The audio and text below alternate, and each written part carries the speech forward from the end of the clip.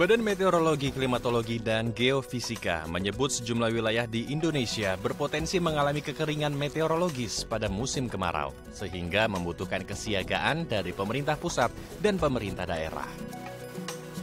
Menurut Koordinator Bidang Analisis Variabilitas Iklim BMKG, Dr. Supari, saat ini mayoritas wilayah Jawa, Bali, dan Nusa Tenggara sudah mengalami hari tanpa hujan sepanjang 21 hingga 30 hari atau lebih. Selain itu, berdasarkan analisis curah hujan dan sifat hujan yang dilakukan BMKG, menunjukkan bahwa kondisi kering sudah mulai memasuki wilayah Indonesia, khususnya di bagian selatan Khatulistiwa.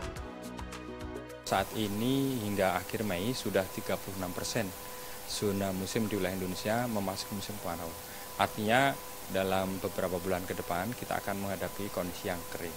Memang sebetulnya musim kemarau tahun ini tidak sekering tahun yang lalu, tetapi akan ada daerah-daerah yang mengalami curah hujan sangat rendah, kurang lebih kurang dari 20 mm dalam satu bulan, dan itu perlu diwaspadai.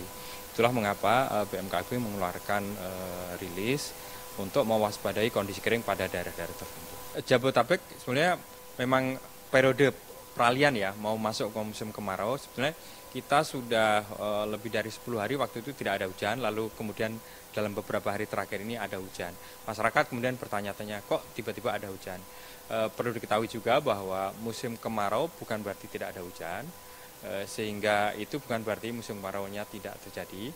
Definisi BMKG untuk musim kemarau adalah apabila curah hujan dalam satu dasarian atau dalam 10 hari kurang dari 50 mm.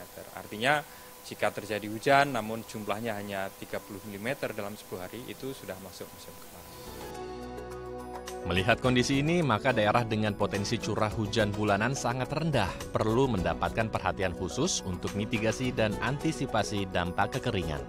BMKG memetakan daerah tersebut meliputi sebagian besar Pulau Sumatera, Pulau Jawa, Kalimantan Barat, Kalimantan Utara, Bali, Nusa Tenggara, sebagian Pulau Sulawesi, dan sebagian Maluku dan Papua.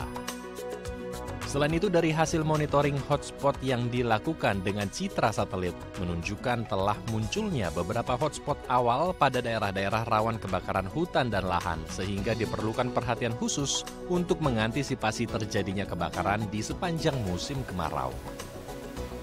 Ya, secara umum karhutla tahun ini diprediksi lebih rendah dibandingkan dengan tahun lalu. Namun demikian bukan berarti kita bisa mengabaikan, karena dalam setiap musim kemarau kita selalu menghadapi kondisi karhutla.